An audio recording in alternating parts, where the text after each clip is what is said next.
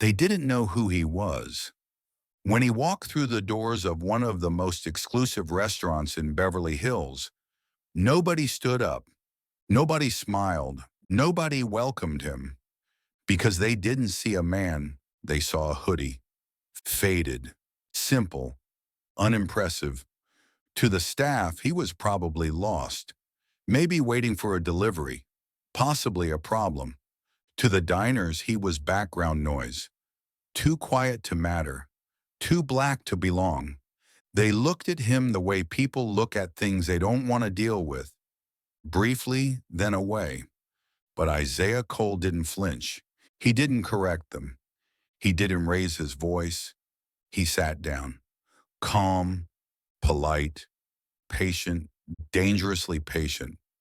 Because you see, when you're a black man in America, you learn early on that your silence makes people nervous, that your stillness feels like protest, that your very presence demands explanation, especially if you're wearing a hoodie. And yet, Isaiah didn't owe anyone a single word, not when the waitress dropped his menu like an insult, not when the hostess seated him by the kitchen, next to the clatter, the heat, the steam, not when a white couple whispered behind napkins, "He must be in the wrong place." Because the thing about Isaiah Cole is he was in the right place. In fact, he owned it. 40% of it. He helped build the wine list. He designed the mood lighting. He signed the lease. He paid for the marble floors they judged him from. But none of that mattered. Not to them. Not when a hoodie enters a five-star room. And that's the story. That's the real story. Not the moment when they mocked him. Not even the moment when they called security. It's what happened after, when truth came to the table, when silence walked louder than any speech could, when power didn't need to yell because it already owned the room. This isn't a revenge story. It's a reveal story. And it's a reminder that you never really know who's behind the hoodie. You never really know who you're brushing past. And if you judge too quickly, you just might shame yourself in front of someone whose name is already written on the building. This is a story about what happens when perception meets reality, when quiet dignity faces loud prejudice, when the most powerful person in the room is the one you almost didn't serve. Isaiah didn't come to prove anything. He came to see who people really were when they thought he was no one. And what unfolded next was something this restaurant, this city, and this country won't forget. So lean in, listen closely, and whatever you do, don't blink, because this isn't just about injustice. It's about what lives underneath it, what grows when the world expects you to disappear, but instead, you stay, you speak, or sometimes you just sit there and let the truth reveal itself one awkward silence at a time. This isn't just a story, it's a reckoning, a lesson, a quiet revolution wrapped in cotton and worn with pride. This is the story they never saw coming. This is Silent Power Stories. And behind this hoodie, there's a story you'll never forget. Isaiah Cole stepped off the curb and into the glow of downtown lights, his hoodie drawn up to guard against the evening chill. He looked like any other tired man grabbing a late bite. No one noticed him. No one ever did. And that's exactly how he liked it. The Arum Room stood before him, glimmering glass, gold-lettered signage, a place known for turning heads. He stepped through the door, unseen. The restaurant hummed with soft jazz and low conversation. Waiters in black moved like shadows, tending to tables draped in white linen. Chandeliers poured warm light across wine glasses.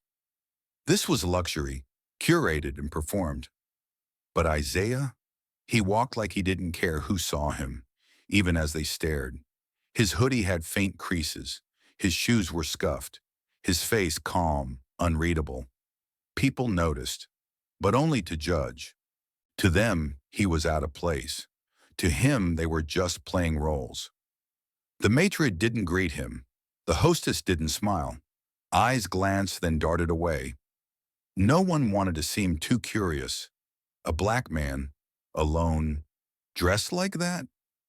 Probably delivery, maybe lost.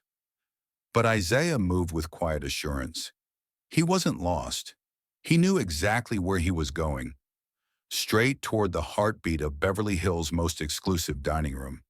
He passed tables of silk and gold, older couples sipping rare wine, influencers angling perfect selfies. No one offered him a nod. No waiter approached. Still, he walked. In this world, where presence was a currency, Isaiah carried himself like someone who didn't need to spend a cent. He wasn't flashy, he didn't posture, but somehow he still disrupted the air. Like a breeze no one saw coming. He stopped by the hostess stand. She didn't look up, not right away. Her name tag read Marlena, etched in silver. When she finally raised her eyes, they flicked over his hoodie, then dropped again. No recognition, no warmth, just a practiced smile, tight, shallow. "Can I help you?" she asked, voice clipped. Not rude, not kind. Just the kind of tone you use when you expect someone to go away. Isaiah nodded politely. "Just one for dinner," he said. His voice was low, rich, but gentle. Marlena blinked, surprised. She hadn't expected manners or confidence. She hesitated, then tapped her screen with a manicured finger. "We're very full tonight," she muttered. A lie. The back half of the room had empty tables, but not for someone like him. She tapped again, pretended to be checking. Really, she was calculating. He waited, hands in the pocket of his hoodie, eyes scanning the room. He didn't fidget, didn't shrink. He simply existed. And for some people, that was already too much. Marlena finally looked up again. "Follow me," she said. Her voice had that edge, not quite mocking, but close. The kind of tone that said, "I'm doing you a favor." And Isaiah followed, not hurried, not bothered, just watching. As they walked, heads turned. Some patrons looked away embarrassed. Others leaned in, whispering. A man like him, in a place like this, it felt off script, a glitch in the performance. One woman clutched her purse closer. Another laughed a little too loudly. Marlena led Isaiah through the restaurant, past marble-topped tables and polished silver. But she didn't stop at the center. She kept walking, to the shadows.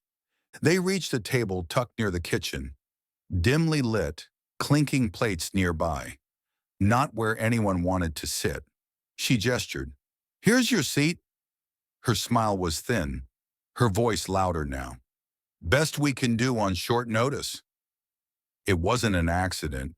She wanted people to hear, to see, to remember. Isaiah nodded, took the seat, said nothing. Just placed his hands calmly on the white tablecloth. Let silence speak. From nearby tables, curious glances flicked toward him. Some recognized him, most didn't, but all of them made assumptions. Hoodie, black, alone, unfamiliar, and yet unbothered. That's what unnerved them most. He wasn't reacting, wasn't shifting, just sitting there like he belonged. Marlena watched from the hostess stand, arms crossed, waiting for him to squirm. He didn't. He ordered water, thanked the waiter, and smiled. Isaiah had lived a lifetime in rooms like this. Rooms where his presence was questioned before his character, where assumptions came before introductions. But what they didn't know, what Marlena didn't know, was that he wasn't just used to this. He had chosen this. The hoodie wasn't an accident. It was a message, a mirror, a test. And tonight, the Orem room was about to fail it. As waiters passed by, some stole glances. One leaned into another's ear and whispered, "He doesn't look like the usual crowd." The other shrugged. "He'll probably be gone in 20. But Isaiah wasn't going anywhere. He hadn't come for the food. He had come for the truth. And already the room was showing him what he needed to see. Marlena smirked, watching him sip his water, letting herself believe she'd won. Isaiah glanced around the room, catching eyes, not flinching. A couple 2 tables away whispered and chuckled, looking his way. He caught their gaze, nodded. They looked away, embarrassed, uncertain. The power had shifted, just a little. But it had, because Isaiah wasn't shrinking. And in a world that expected him to fold, his quiet composure felt disruptive. A waiter finally approached, young, nervous. Are, are you ready to order, sir?" he asked. Isaiah looked at the menu, then at the waiter. "Not just yet. I'm enjoying the ambiance." The way he said it, calm, clear, made the waiter blink. Was that sarcasm? "No, just truth," stated plainly. The young man nodded and left. Marlena noticed. She frowned. Control was slipping. At the bar, a man in a tux muttered to his date, "Some people just don't know their place." She sipped her wine, nodded, eyes lingering on Isaiah's hoodie. "He'll be gone soon." But Isaiah had no plans to leave. He leaned back slightly, observing the room like a quiet storm cloud forming in the distance. Not loud, not angry, just present. And that, for this place, was enough to spark discomfort. Back at the hostess stand, Marlena checked her phone, brows furrowed. She'd expected him to cause a scene, demand better seating, argue. Instead, he gave her nothing. Just that calm, maddening stillness. The kind that felt like pressure without noise. The kind of stillness that made people listen, without realizing why. She hated it. Hated that he wasn't playing his role. Isaiah took another sip of water. He looked at the menu but didn't read it. He didn't need to. He already knew what he wanted. What he really came for couldn't be served on a plate. The lights above him flickered slightly. A small glitch in perfection. Fitting. The room had cracks. He could see them now. This place, this performance, it was never built to include him. A waiter passed by with a tray of wine glasses.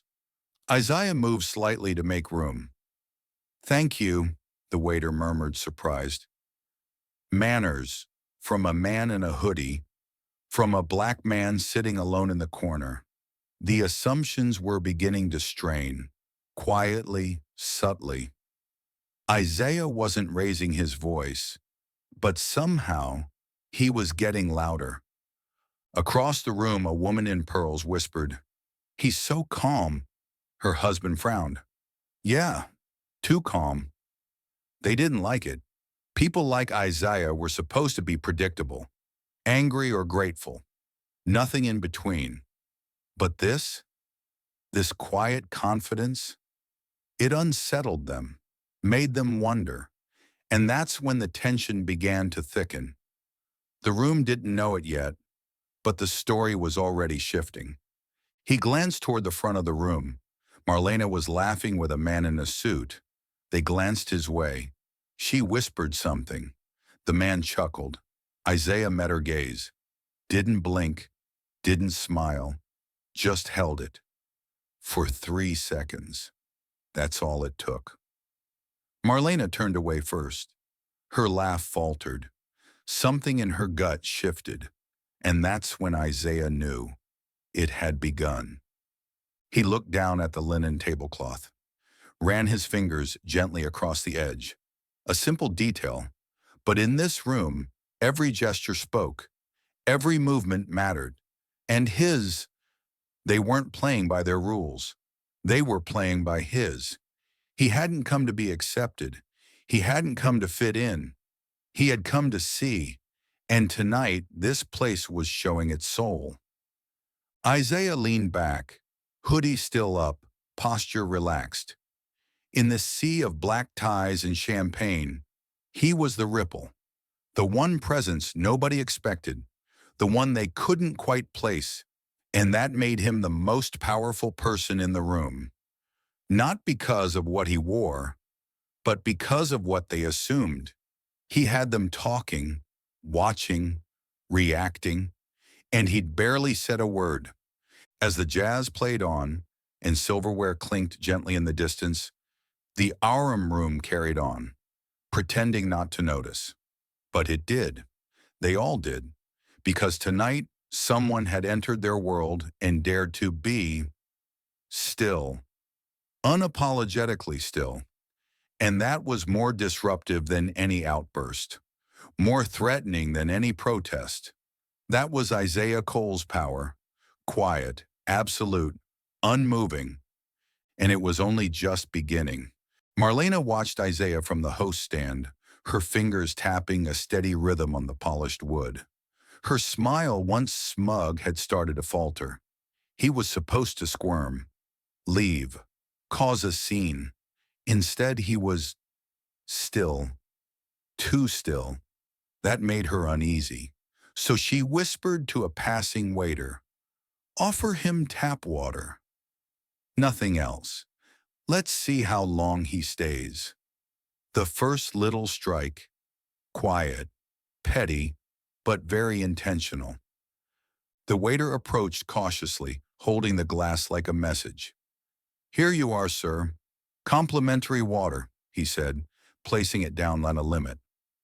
Isaiah thanked him, his tone gentle. The waiter paused, expecting more. But Isaiah just sipped slowly, unbothered.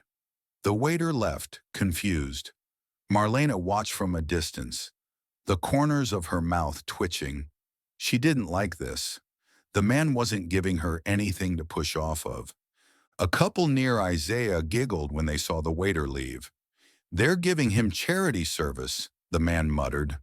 "Probably all he can afford." The woman laughed, low and tight.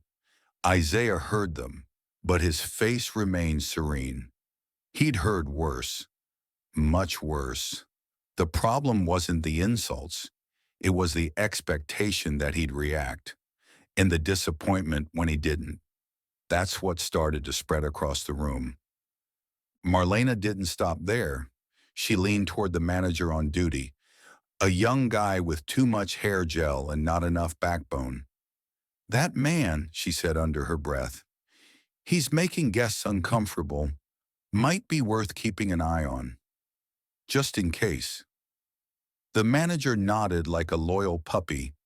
No questions. Just the beginning of escalation.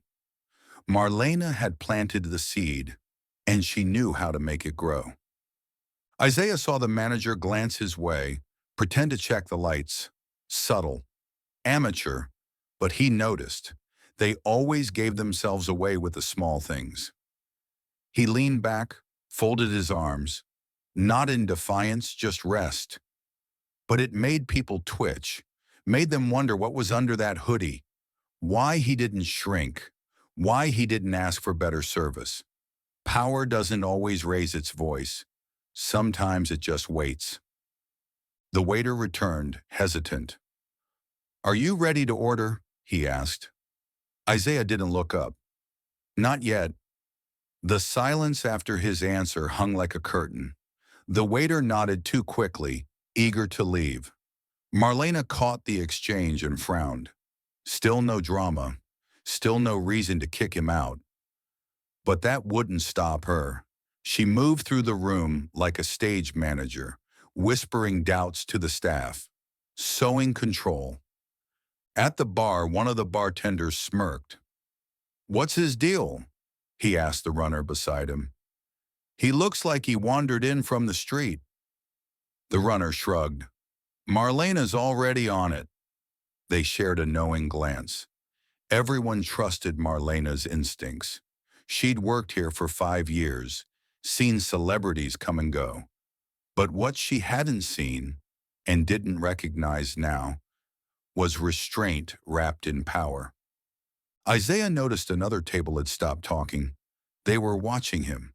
Not outright, just glancing, then glancing again. Whispering. It was the oldest game. Turn stillness into suspicion. Make the calm man into a threat. He knew it well, and he played his role masterfully. He didn't sip too fast, didn't speak unless spoken to, but every move made them more nervous, because silence is hard to weaponize. Back in the kitchen, Marlena whispered again, "If he orders anything expensive, stall it." Chefs backed up. "You know the drill." The line cook gave her a tired look. "It's slow tonight." "Then make it slow," she replied, eyes flashing. The pettiness wasn't about policy. It was about pride. She couldn't stand the fact that someone like Isaiah hadn't folded yet, and that fear made her dangerous. Isaiah finally lifted his hand and called for the waiter. "I'll try the ribeye," he said, voice smooth. "Rare, and the house red." The waiter blinked. "That's $140, sir." The pause after "sir" was heavy. Isaiah met his eyes. "Is that a problem?" "No, no," the waiter stammered. "Just confirming." He scurried off. Marlena caught wind of the order and froze. The expensive steak. She hadn't expected that. Her game just changed. She pulled out her phone, texted someone. A silent alert. The kind of text you send when you want eyes but not questions. "Watch table 17. Might be trouble." She hit send. A second later, a security guy in a blazer walked into the dining room, scanning discreetly. It was a performance. The illusion of control. Marlena stood behind it like a puppeteer, but she had no idea who she was baiting. Isaiah looked at the security man, then back at his glass. He didn't need to guess. He'd seen it before. The theater of suspicion. Men in black suits pretending to keep peace, while peace sat quietly in front of them. He straightened his hoodie slightly, not out of fear, but out of comfort. Let them wonder. Let them worry. He wasn't here to convince anyone of anything. He was here to see the truth. The dining room hummed again, but it wasn't the same. Conversations got quieter. A few diners leaned away from him, subtly, like smoke avoiding fire. The false civility of rich spaces always cracked under the pressure of presence. Marlena watched it all like a conductor, feeling more powerful with every glance cast his way. But what she didn't know, she'd already lost. She just hadn't felt it yet. At a table nearby, a teenage boy nudged his dad. "Isn't that guy someone?" he whispered. The dad looked over, squinting. "No clue. Looks like nobody." Isaiah smiled softly at the words. If they only knew. The irony of being underestimated wasn't new, but it never stopped being amusing. Power never had to explain itself. It just had to wait. And Isaiah was patient, very patient. The steak took 30 minutes, a delay meant to test him, but Isaiah sat unfazed, hands resting on the table, posture easy. When the plate arrived, perfectly rare, garnished with gold flakes, he simply nodded. "Thank you," he said. The waiter blinked, confused again. No complaint, no sarcasm, just presence. And that more than anything made everyone squirm. The man 2 tables down couldn't help himself. "It's the hoodie," he whispered to his wife. "Makes people nervous." She sipped her wine. "He's not doing anything." "Exactly," the man replied. "That's what's weird." The words hung heavy. In a world where noise was currency, Isaiah's silence felt like a challenge, and that unsettled them more than any protest ever could. Marlena moved closer to his table now, pretending to check the spacing of a centerpiece. Her eyes scanned him like he was an unsolved riddle. "Enjoying everything?" she asked, voice sugary but strained. Isaiah looked up slowly. "It's been enlightening," he said. The words were simple. The tone was not. Marlena blinked. For the first time she felt small. Isaiah cut into his steak, each movement deliberate. The knife didn't scrape, the fork didn't clatter. He ate slowly, like he had nowhere else to be. Marlena lingered a moment longer, then walked away. Not in victory, but retreat. This wasn't how it was supposed to go. The strike she launched had hit air. The target wouldn't react, wouldn't break, wouldn't leave. A couple near the window whispered now, but this time not with scorn. "I think he owns something," one of them said. "Look at him. Doesn't flinch." The other nodded. "Whatever he is, he's not regular." And just like that, the air shifted. Marlena felt it too. The eyes that had once mocked were now curious. Isaiah hadn't said more than 20 words, but the room was listening. The manager returned to Marlena, nervous. "Do you think we should—" He paused. "Ask him to pay up front?" Marlena bit her lip, unsure. Something was off. The energy had turned. And for the first time in years, she didn't feel in control. She glanced at Isaiah. He was smiling now. Not big, not smug, just enough. Enough to remind her that maybe, just maybe, she'd struck the wrong man. The tension was brittle now, stretched thin like the shine of champagne bubbles just before they pop. Marlena couldn't take it anymore. Isaiah's calm had unsettled the entire dining room. Eyes watched him like a riddle, but she was about to remind everyone who controlled the script. She picked up a bottle of wine, adjusted her blazer, and strode toward his table. Her heels tapped sharp and fast like a warning. Isaiah looked up as she approached, fork midway to his mouth. Marlena smiled too wide. "I see you went with the house red," she said. "Would you like to see the bottle? I'm sure you'd want to check the label." She emphasized those last words with practiced cruelty. The nearby diners caught the tone. Laughter bubbled quietly at the edges of their tablecloths. It was subtle, but the message rang clear. He set the fork down with slow precision, looked at her, then at the bottle. "Please," he said softly. His calm unnerved her. She held the wine bottle upright and turned it slowly toward him, like presenting evidence in court. "It's imported, very limited. Most of our guests choose something simpler." Another subtle jab. More guests leaned in, eager to witness whatever would happen next. This was the moment. Isaiah examined the label. "A Syrah," he murmured, running a fingertip across the glass. 2017, from Hermitage." He looked up. "Lovely. Do you have the decanter chilled?" Marlena blinked, laughed awkwardly. I I can check." The power had shifted again, but she wouldn't surrender. So she doubled down. "Of course, if it's too expensive, we do offer—" She didn't finish. His eyes stopped her. The silence that followed was jagged. At the next table, a woman pretended not to stare. Her date was openly watching now. Marlena forced a laugh. "Just kidding," she said, brushing imaginary lint off her sleeve. "Of course we'll chill the decanter." Her voice cracked on the last word. She turned and stormed back toward the bar, but her heels didn't click the same way this time. Something had cracked. At the center table, a tech executive leaned toward his guest.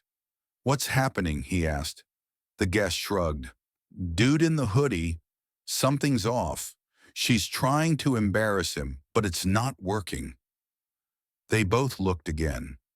Isaiah had gone back to his meal, chewing slowly, deliberately. He didn't raise his voice, didn't ask for better service, and yet the room was now orbiting him. Marlena returned minutes later with the decanter, cold to the touch. She poured carefully, maybe too carefully. Her wrist trembled slightly. When the wine swirled into Isaiah's glass, she leaned close and whispered, "You don't belong here. You know that, right?" Her breath touched his cheek. Her voice was meant for no one else. But Isaiah didn't blink, didn't even look at her. "I've heard that before," he replied. She stood upright, but her face was tight. The performance wasn't working. Isaiah's calm was louder than any outburst she could provoke. But humiliation wasn't just about noise. So she made her move. "Ladies and gentlemen," she said, turning to the room with forced cheer, "I'd like to share our most rare vintage tonight. It's being served at table 17. Quite unexpectedly." Her voice rang through the chandeliers. Laughter followed, not loud, not cruel, but enough. Enough to sting, enough to mark him. Someone clapped, another whistled. The comment landed, just as she intended. A black man, in a hoodie, ordering $300 wine. She made it absurd, then let the room carry it. She turned to leave, triumphant.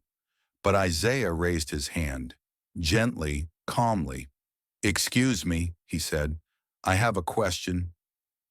The laughter quieted, eyes shifted. Marlena stopped in her tracks. "Yes?" she asked, tone tight. Isaiah looked at her with no smile, no heat, just clarity. "Is it your policy to mock paying guests aloud in front of the entire dining room?" The room froze. Her throat tightened. I I didn't mock," she said. "I was sharing—" "You shared," he interrupted. "You just forgot to share your professionalism." There it was, the pivot. Her smirk cracked. A hush settled like fog over the crystal light. A woman near the bar whispered, "He's not just anyone." Marlena tried to recover. "I was just joking," she said. "Everyone here knows it's all in good fun." Isaiah's eyes didn't waver. "Does the fun usually start when a black man walks in wearing a hoodie?" That hit the room like a pin dropping in a vault. A man at the back, quiet all evening, raised his glass slightly, a subtle gesture of solidarity. Others looked down, some embarrassed, some thoughtful. The room had changed. Marlena stood frozen, exposed under the very light she had once owned. Isaiah didn't press further. He didn't need to. He returned to his wine, lifted the glass, and swirled it once. The scent rose. He smiled softly. "Nice nose." Marlena retreated. There was no other word for it. She walked back to the stand, jaw tight, breath short. The manager rushed over. "What did you do?" he whispered. "You turned it into a circus." She looked back at Isaiah's table. He wasn't smug, wasn't gloating, just sitting there, centered, still. The exact opposite of every story she tried to paint him into.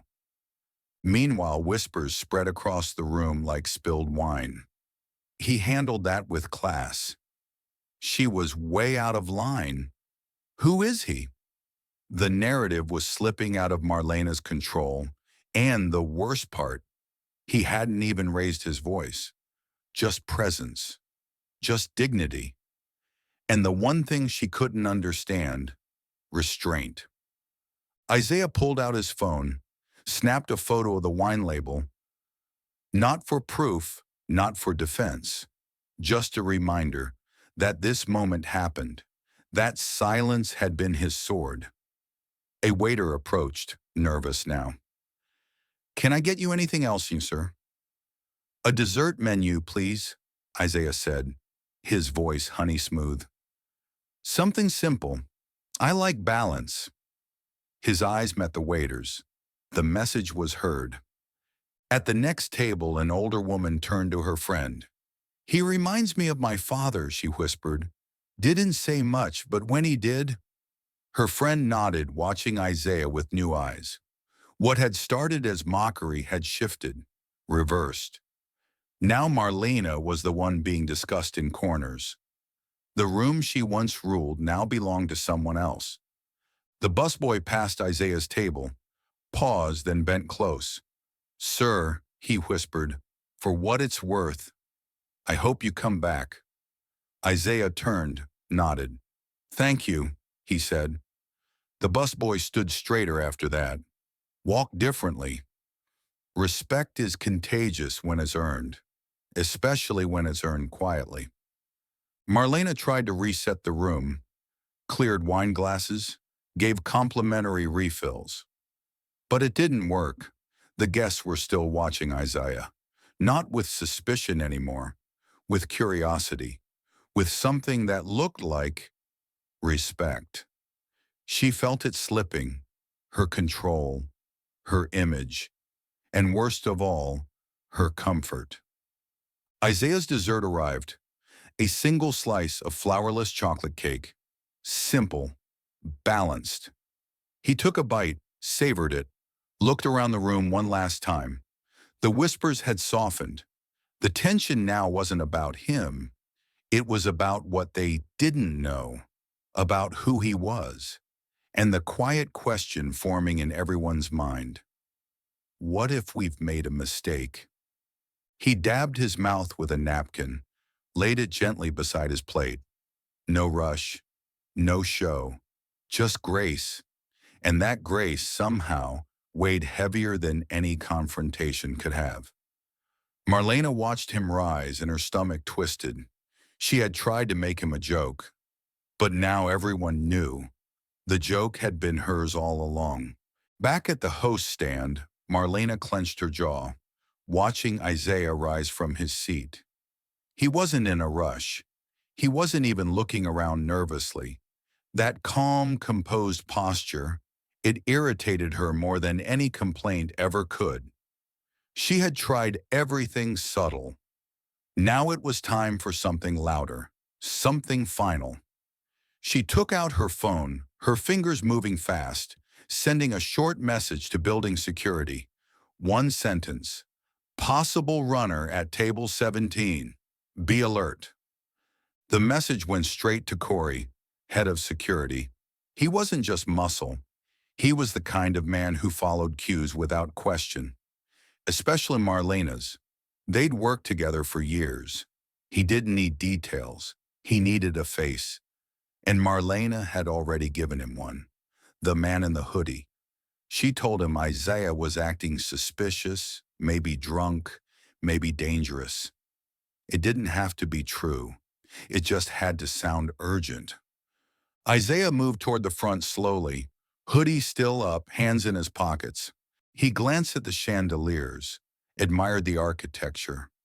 To him it was familiar now, not because he was comfortable, but because it revealed its cracks so easily.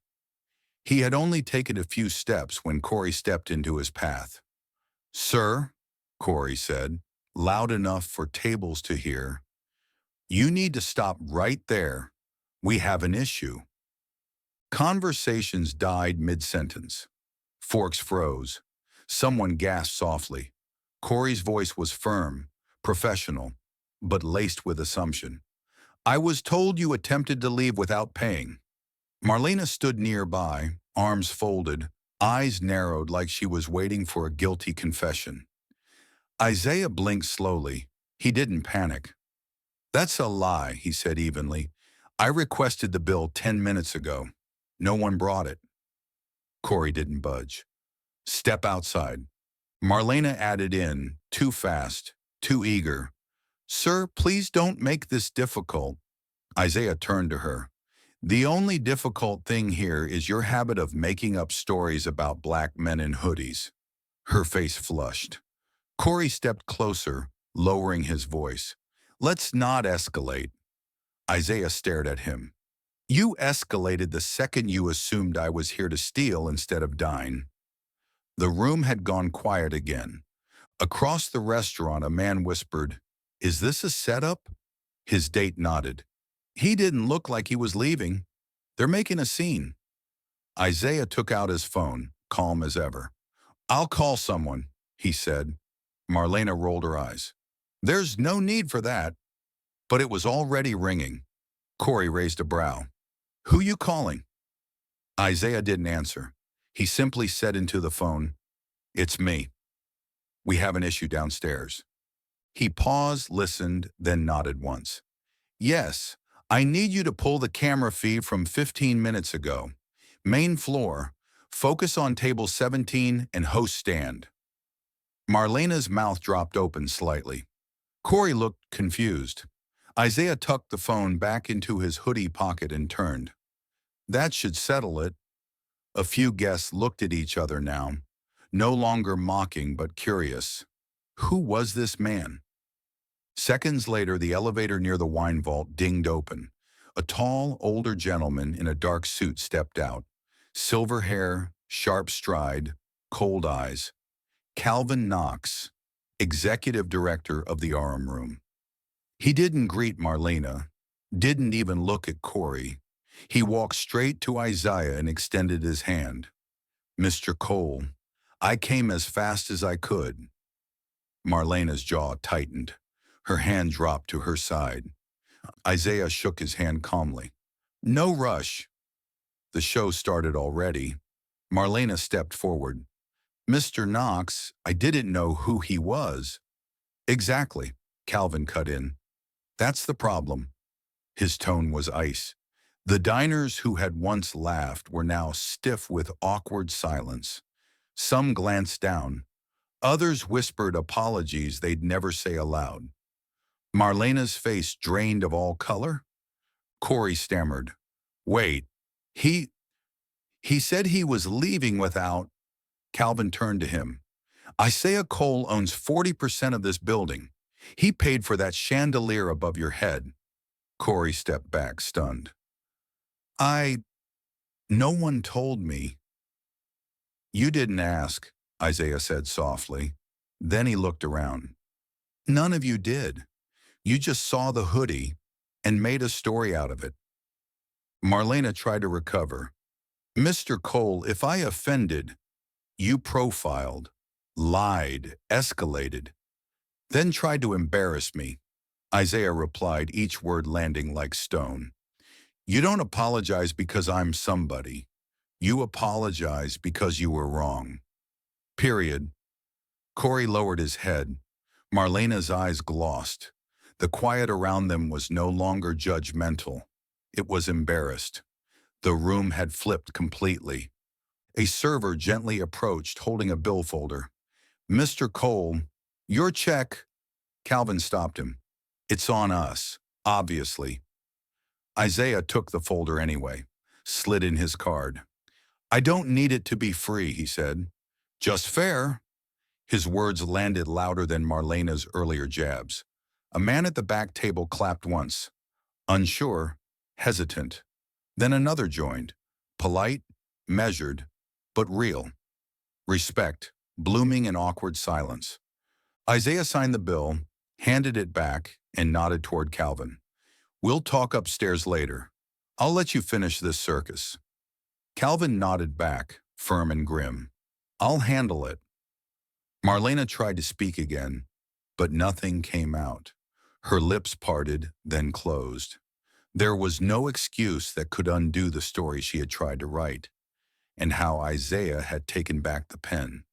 Before leaving, Isaiah turned toward the dining room. "You don't always get to choose the first story they tell about you," he said, voice calm but heavy. "But you damn sure can decide how it ends." People held their breath. He adjusted his hoodie, then walked toward the door. This time, no one moved to stop him. No one doubted his right to be there. The narrative had shifted. Outside, the city buzzed on as usual. Inside, Marlena finally sat down on the host stool. Her knees couldn't hold her up anymore. Corey remained by the door, shame settling into his shoulders. Calvin stood behind them, expression unreadable. Then he spoke. The security feed will confirm everything. But honestly, he looked at Marlena. We didn't need video. We needed humility. At table 17, the linen still lay undisturbed. The glass was half full. The wine had a perfect ring around the inside of the glass. But the man who drank it was gone. And what he left behind wasn't just a receipt, it was a reckoning. Because that night, everyone at the Orem room learned one thing the hard way. The hoodie didn't make the man. The man made the moment. Upstairs, the executive suite of the Orem room pulsed with silence. Hardwood walls, low lighting, thick carpet muffling every footstep. Calvin Knox stood at the window, overlooking the now muted chaos below. In his hand was a glass of untouched scotch, condensation trailing slowly down its sides. He wasn't drinking, just thinking, watching.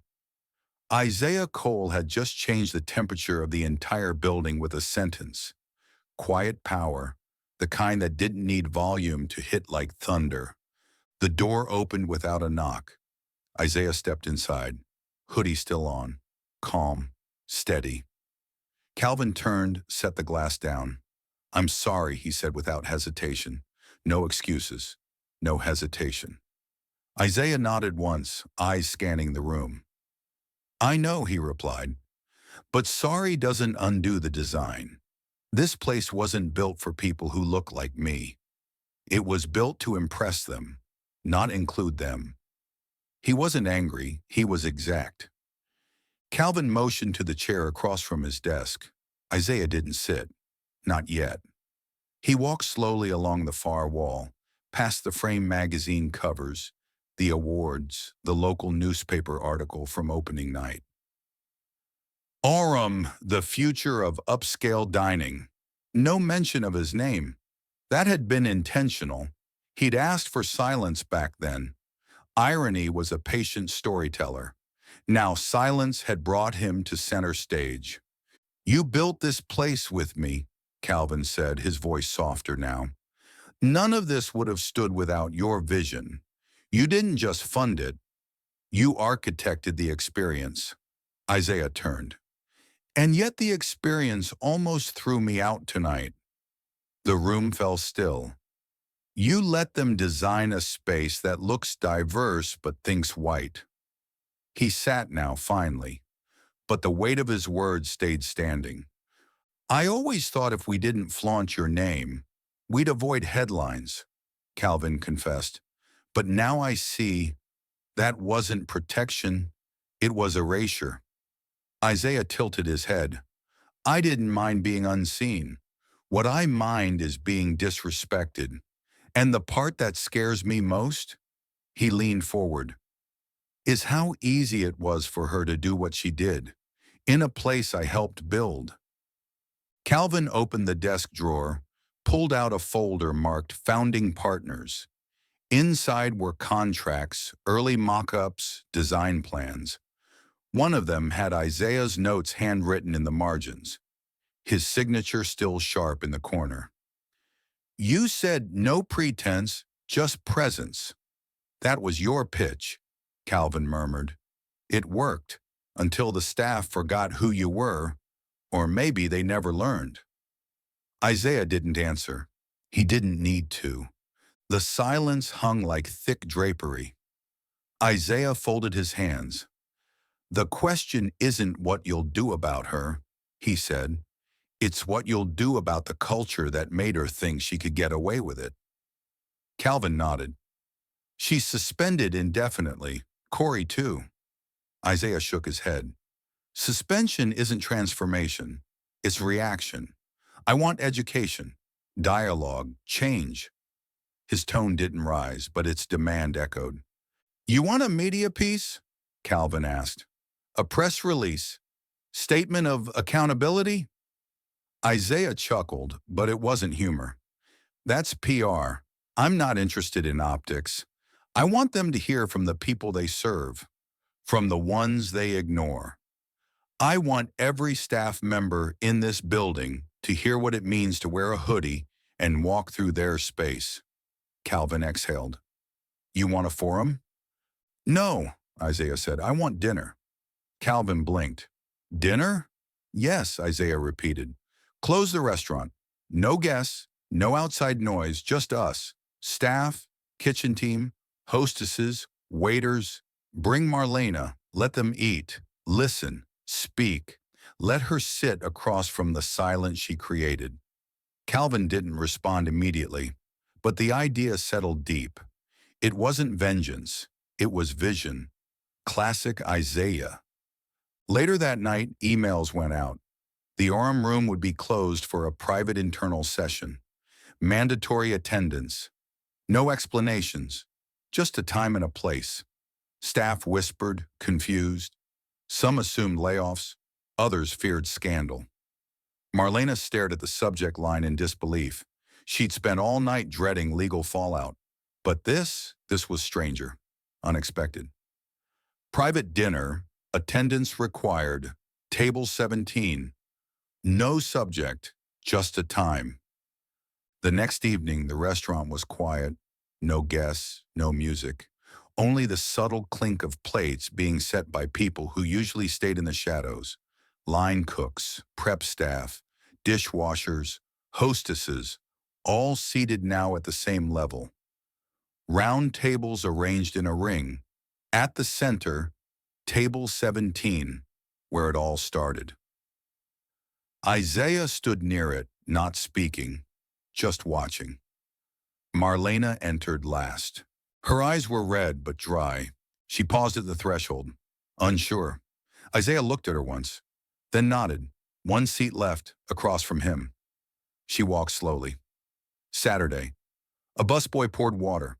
No cameras, no press, just faces, many black, many brown, some white, all tired, all expectant. No scripts, no company lines, just people with stories. Isaiah picked up his fork, took a bite of roasted chicken, and waited. It was the sous chef who spoke first, a man named Dion, tall and quiet.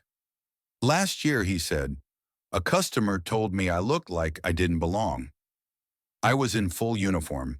The table nodded. Another server spoke. Then another. One told of being pulled over in Chef White's. Another remembered being mistaken for valet. Marlena sat motionless, fingers interlaced so tightly her knuckles paled. Isaiah didn't rush her. He just listened. When the table grew quiet, he spoke. What happened yesterday didn't hurt because I'm a co-owner. It hurt because it's normal. Too normal. Marlena opened her mouth, but he lifted a hand. I don't need your apology. I need your understanding. You don't fix this by saying sorry. You fix it by sitting in it, feeling it, carrying it forward. The dinner continued. No shouting, no blaming. Just conversation. Heavy, unfiltered. One waitress cried halfway through a story. Another apologized to a dishwasher she'd once dismissed. Marlena finally spoke, quietly. I've been blind, she said. I saw the hoodie before the human, and I thought I was better than that. Isaiah's eyes met hers. We all think that, until we're not. By the end of the evening, the plates were empty, but the weight in the room had grown heavier, not painful, purposeful. Isaiah stood. Tonight wasn't punishment, he said. It was perspective. You serve tables. Now serve truth. Every person who walks through this door carries a story. You don't have to know it. Just respect it. The staff nodded, some teary-eyed, others solemn. As chairs pushed back and dishes were cleared, Marlena lingered. She waited until the room was nearly empty, then walked up to Isaiah, trembling slightly. I don't know if I deserve your grace, she said. He looked at her. Grace isn't about deserve. It's about decision. She nodded, eyes glossy. Thank you. He didn't reply, just offered a hand. She took it. For the first time she saw the man, not the hoodie. The morning after the dinner, the Orem room reopened. From the outside, nothing looked different. The gold signage gleamed. The valet smiled. The crystal glasses sparkled. But inside, a shift had begun. It wasn't in the decor. It was in the way people looked at each other, especially Marlena. Her footsteps were slower now, her gaze softer. She didn't touch her phone all shift. Something had cracked, and what poured out wasn't arrogance. It was accountability. Word had spread faster than management expected. A leaked photo, blurry but clear enough, of Isaiah sitting at table 17 in his hoodie, surrounded by the entire staff. No caption needed. Social media did the rest. Owner shows up undercover. Man they mocked was the boss. The comments poured in. Some were shocked, some outraged, some simply grateful to see justice play out without violence. By noon, journalists were calling, requests for interviews, statements, PR angles. Calvin fielded most of them, declining quietly. But one reporter wrote a headline anyway, "The Hoodie That Changed the Room." It stuck. By the time Isaiah walked through the front doors that day, several guests stood to greet him. They'd read the post, seen the story, but he waved them off gently. "I came to eat," he said, "not to be praised." The investors weren't as calm. Some were panicking. "Do we need to distance?" one asked Calvin. "Do we issue a controlled statement?" Calvin shook his head. "We don't need spin. We need structure." Another board member leaned in. "What's the damage?" Calvin glanced toward the dining floor, where reservations had doubled since sunrise. "This isn't damage," he said. "It's design. Isaiah designed this moment. We just didn't see it." Back at the host stand, Marlena clocked in like everyone else. No special treatment, no shielding. Guests now recognized her too, some with judgment, others with empathy. A man in a linen jacket approached and said, "You're the one from the video, right?" She froze, then nodded. "I was," she said. "I'm trying to be someone else now." It wasn't rehearsed, it was real. And the man smiled. "Good, keep going." But not everyone was ready to forgive. A former employee reposted a screenshot of a text Marlena once sent, mocking a dishwasher's accent. Another shared a photo of her laughing with a guest who'd refused a black server. The internet doesn't forget. And though she never asked for sympathy, it became clear. The world would be watching her fall as carefully as it had watched Isaiah rise. Management held a meeting that afternoon. Calvin led it. Isaiah stood beside him, arms folded. "From this point forward," Calvin announced, "every new hire will undergo cultural bias training. Not a box check, a real one." Murmurs echoed across the staff. One waiter whispered, "It's about time." Calvin continued, "And once a month, we'll hold open table sessions.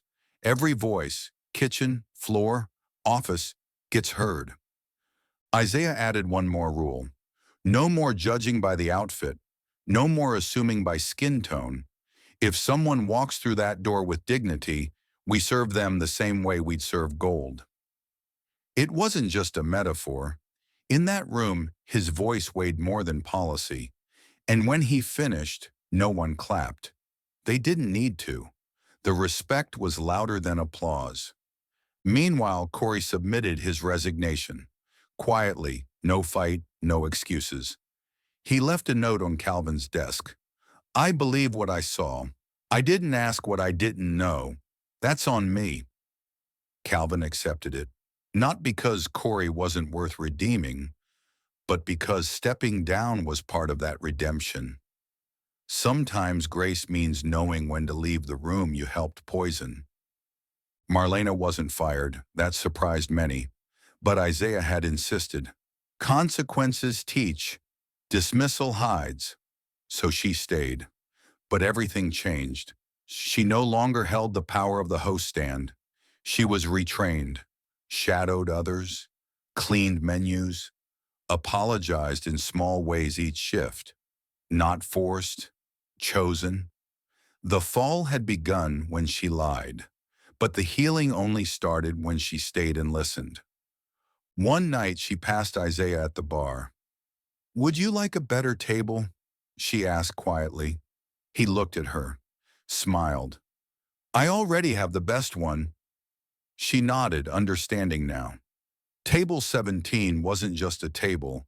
It was a memory, a turning point, a scar. And like all scars, it wasn't meant to be covered. It was meant to be remembered. Reviews of the Orem Room began to shift, not just about food or wine, but about feel. One guest wrote, "Came for the ambiance, stayed for the integrity." Another, "You can feel the change in the service." Like they've remembered what hospitality means. None of this was about Marlena anymore. It was about what the moment forced the space to become. At the quarterly board meeting, Isaiah spoke. For the first time, "We built something beautiful," he said. "Then we buried the roots under polish. But roots always grow back. And now, we've been reminded what they're for." The investors sat quietly, some inspired, some unsettled. That was fine with Isaiah. He didn't speak to comfort. He spoke to center, and in that moment, he was gravity. Evenings at the Orem Room changed. Servers no longer whispered assumptions. Hostesses no longer sized up guests by shoes. New hires asked about Isaiah, not because he was a boss, but because he was a symbol. One trainer said, "He's why we lead with questions, not judgments." And that became the unofficial motto. It wasn't on the walls, but it lived in the way they served. Marlena stayed. She worked hard. She stayed quiet. But every now and then, someone would ask, "Were you the one?" And she'd answer honestly, "Yes, but I'm learning to be someone better." And that honesty, that effort, it became part of the restaurant's story. Not its shame, its shift. Because without the fall, the climb never means as much. Isaiah didn't visit often anymore. He didn't need to. The place now ran on values he helped restore. But when he did come in, they gave him the same table, same menu, no announcements, just respect, just quiet. And it was enough. The fall wasn't just Marlena's. It belonged to a system, a mindset, a culture. But so did the rise. On a rainy Thursday night, Isaiah sat alone at table 17. A new hostess approached, nervous. "Are you ready to order?" she asked. He smiled. "Not yet. I'm enjoying the view." She didn't ask why he wore a hoodie. She didn't ask if he belonged. She just nodded and said, "Take your time, sir." And that was the new Orem Room. The lesson didn't come all at once. It unfolded slowly, like a sunrise through stained glass. At first it was uncomfortable. Guests walked in expecting the usual luxury, but left talking about respect. Staff, once obsessed with hierarchy and appearance, now started their shifts with a different question. Who is this person? Not what they wore, not how they looked, but who they were. And that shift, it was Isaiah's greatest legacy. Isaiah never posted about what happened. He didn't tweet, didn't film, didn't need to. The story had told itself, and it traveled fast. Community groups cited him. College professors shared the case study. Business podcasts called it a silent masterclass in social correction. But Isaiah? He kept it simple. He returned to his life, his work, His books, his walks through the city, the hoodie still on, always on. At a university nearby, a hospitality professor pulled up the photo of Isaiah at table 17.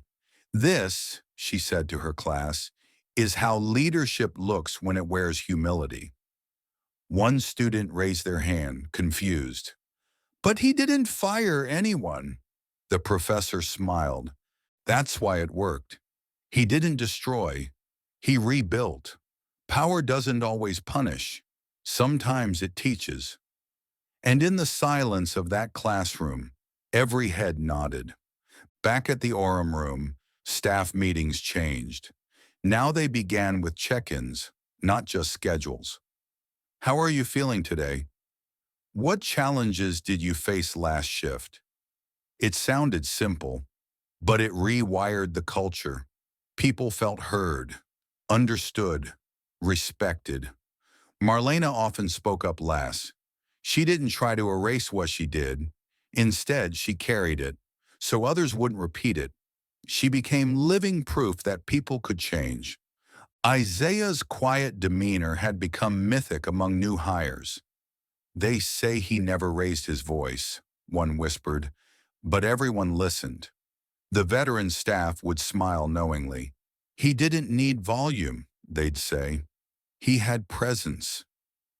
That presence echoed through every perfectly set table, every welcome in at the door, every bottle of wine poured without prejudice.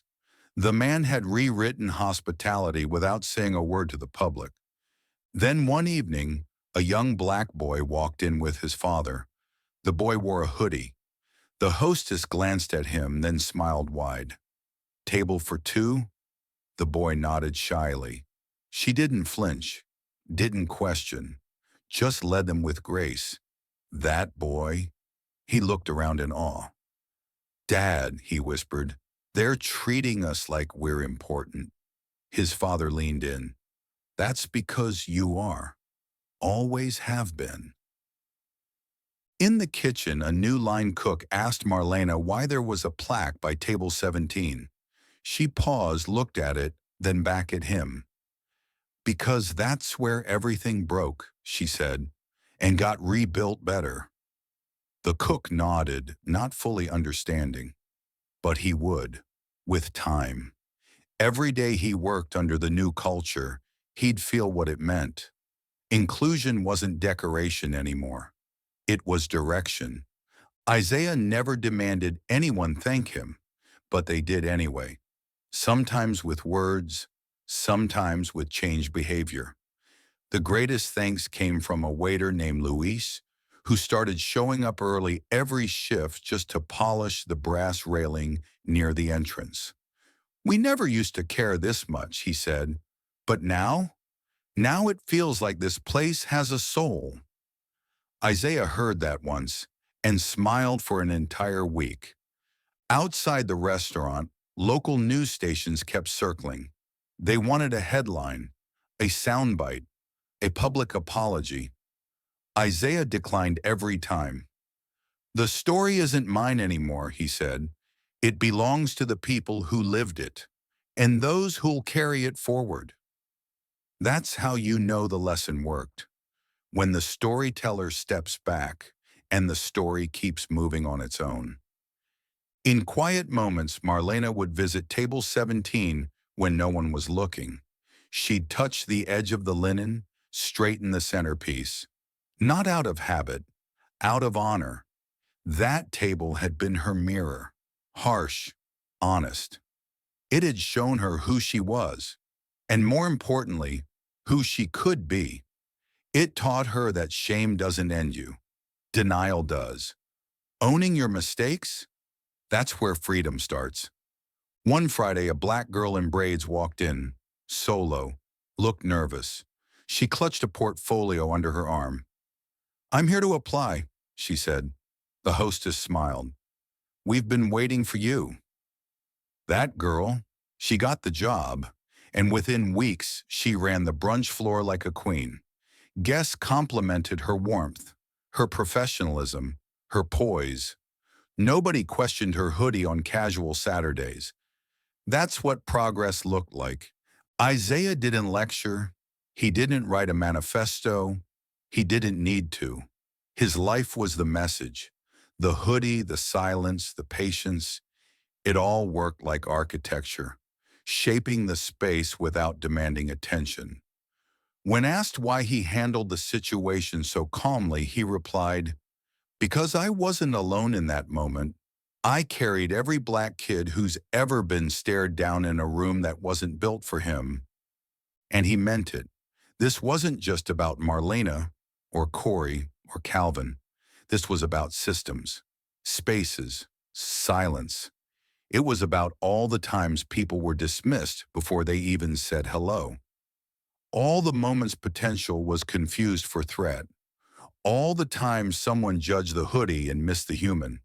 The Orem Room was just one restaurant, but its lesson universal. Years later, when another young black man was profiled in a different city, a journalist referenced the Orem Room case. "We've seen what happens when we assume," she wrote. "We've also seen what happens when we choose to correct, not cancel." That article went viral, not for drama, but for hope, because people weren't just angry anymore. They were learning. And that was Isaiah's silent revolution. Sometimes the lesson doesn't arrive with fanfare. Sometimes it comes wrapped in fabric people fear, a hoodie, a walk, a man who doesn't shout but listens, who doesn't punish but teaches, who doesn't retaliate but reflects. That's what Isaiah did. And the ripples kept growing through staff, through guests, through cities far beyond Beverly Hills. Isaiah once said to a young intern, "Dignity walks quieter than anger, but it lasts longer."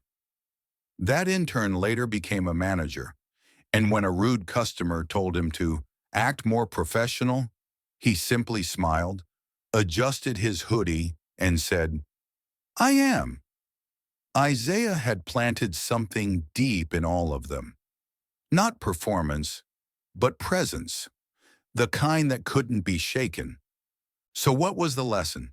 It wasn't just about race, or class, or dress codes. It was about seeing beyond fear, beyond fabric, beyond first impressions. It was about pausing before you assume, about choosing curiosity over control. The Orem Room had become a school, and Table 17, its classroom, where everyone, no matter who they were, had to sit down and learn.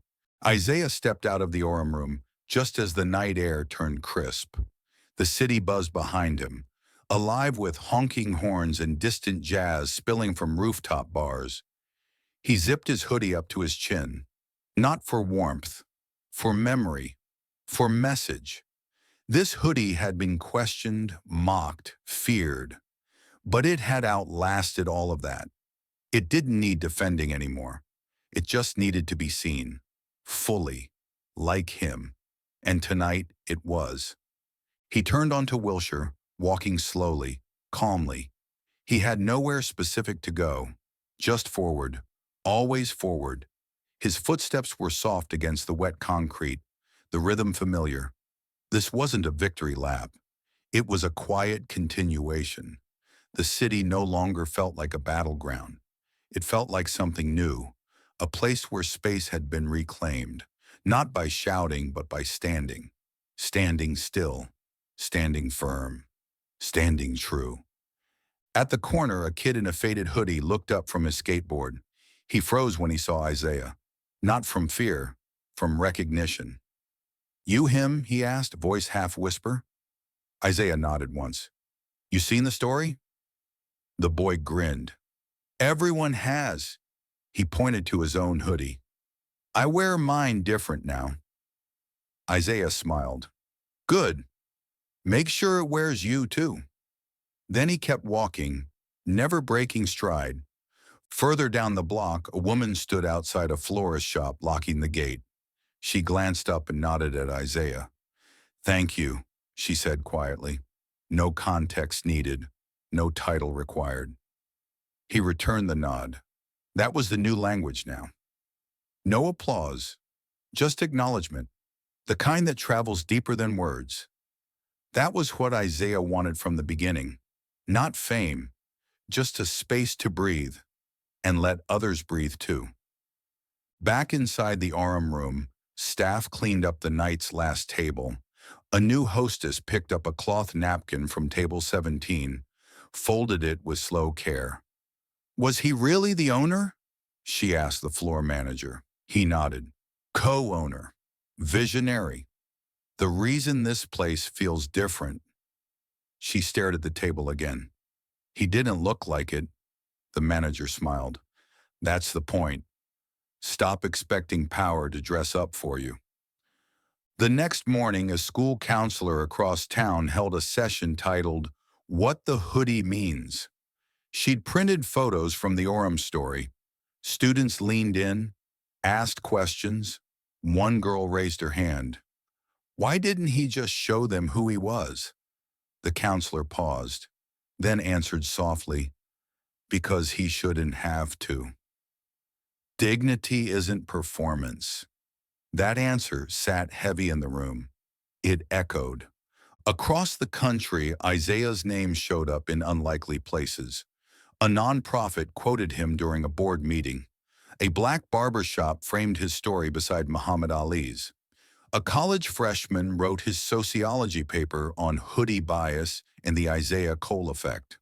But Isaiah wasn't online, wasn't posting, he didn't need to. The ripple had turned to wave, and he was busy mentoring the next tide. One rainy evening, Marlena found herself walking past the restaurant. She paused. The plaque at table 17 now read, "The table that taught us how to see." Her eyes stung, but not from regret, from gratitude. That night hadn't ended her. It had remade her. She now taught bias training for luxury chains. Every session began the same. I once saw a hoodie and missed the human inside it. The lesson didn't need loudspeakers. It lived in whispers, in small moments. A waiter offering a better seat, a manager stopping a joke mid-sentence, a hostess asking the right question instead of making the wrong assumption. That's what Isaiah left behind. Not just policy, culture.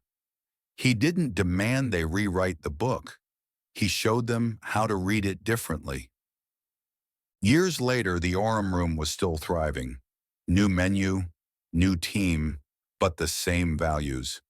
Every time a new hire joined, they were told the story, not as warning, but as inheritance. Don't forget table 17, the GM would say. It changed everything. Some days Isaiah stopped in. Never reserved, just sat, ordered coffee, watched, and left. The hoodie always on, the power always silent. One day a reporter caught up to him. Mr. Cole, can I ask something? Isaiah looked up. Sure. Why the hoodie, even now? Isaiah paused, then said, because it still makes people think, and sometimes that's the first step toward them finally seeing. The reporter nodded. That quote made the article's headline. But Isaiah never read it.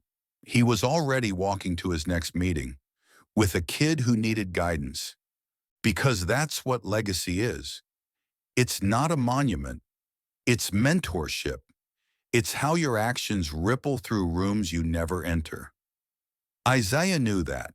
He didn't need his name etched in brass. He had it etched in culture. Every time a black kid walked into a space and wasn't questioned, every time a server chose kindness over curiosity, that was the story writing itself again. And so the hoodie kept moving, across cities, across minds, across industries that once feared it.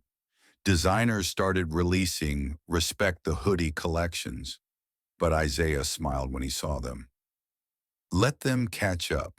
The hoodie had always been holy, not because of trend, but because of truth. It had protected. It had challenged. It had walked into battle and never flinched, just like him. One night, Isaiah stood on a rooftop with a few mentees. They asked what success felt like. He pointed to the skyline. "It's not up there," he said. "It's down here." He placed his hand over his chest. When you walk into a place that used to fear you, and they greet you like you belong, that's it. That's what winning looks like. They didn't all understand yet, but they would. Before leaving, Isaiah always gave the same parting line: stay sharp, stay soft. Let the world adjust to you, not the other way around. He meant every word. He didn't want the next generation to fit in. He wanted them to fit through, like water, like music, like power, quiet, persistent, and full of truth. He adjusted his hoodie, turned down the alley, and disappeared into the dark. But the darkness didn't feel cold. It felt earned, like a stage that had already seen the monologue, like a street that remembered his footsteps, like a world that had finally learned to see what was always there. Not just a man, not just a hoodie, but a story. A black story, a human story, a story that never needed shouting, only walking. And just like that, he disappeared down that quiet street. Not as a man defeated, but as someone who had already won in ways the world was only beginning to understand. Isaiah Cole didn't change the world with a lawsuit. He didn't go viral screaming injustice. He didn't drag anyone's name through the mud. He simply showed up. In a hoodie, in stillness, in truth. He walked into a place that judged him on sight, and walked out having redefined what dignity looked like. Not because they gave it to him, but because he never let them take it away. That's the power we almost never talk about. The quiet strength of staying seated when the room tries to push you out. The silent decision not to match someone's ignorance with noise. The boldness of letting your presence speak louder than your words ever could. Because Isaiah, he wasn't just one man, he was a mirror. And in that mirror, the whole restaurant had to face itself. They saw the cracks, the coded bias, the reflexes dressed up as policy, but more importantly, they saw the chance to change, to unlearn, to rebuild, to re-see. And that's why this story matters. It's not just about a black man who co-owned a fancy restaurant. It's not about a hoodie being misunderstood. It's about what happens when we slow down long enough to notice the assumptions we're making. It's about confronting the question, what part of me flinches before I understand? Because for every Isaiah, there are millions more. Black kids in hoodies walking into stores, waiting for the look, the pause, the question they didn't ask for. Can I help you? When what's really being asked is, do you belong here? But stories like this, they shift that. They remind us that power doesn't always arrive in a suit, that wisdom doesn't always announce itself, that legacy doesn't always speak loudly. Sometimes it just walks softly in a hoodie and leaves the room forever changed. So if you've made it to the end of this story, don't let it stop here. Pass it on to someone who needs to hear it, to someone who's been silenced too long, to someone who might be Isaiah tomorrow, or someone who might be Marlena, still unlearning, because we all have a hoodie moment. We've all worn something the world didn't understand. We've all been misread, misjudged, misplaced, but we also have a choice to listen deeper, to ask better, to do more than assume. That's what Silent Power Stories is here for. We don't shout, we show, through story, through truth, through voices that have waited too long to be heard. So if you believe in this message, if you believe every hoodie hides a human worth hearing, do three things right now. Subscribe for more Black stories behind the hoodie. Share this video because one story can rewrite the way someone sees the world. Turn on the bell so you never miss the next voice that needs to be heard. And next time you see someone like Isaiah, don't just look at what they wear. Look for the weight they carry. Because behind every hoodie, there's a Black story worth telling. And behind every story we tell, there's a chance to change what happens next. Thank you for watching. This was Silent Power Stories. Until the next walk, stay loud in your silence.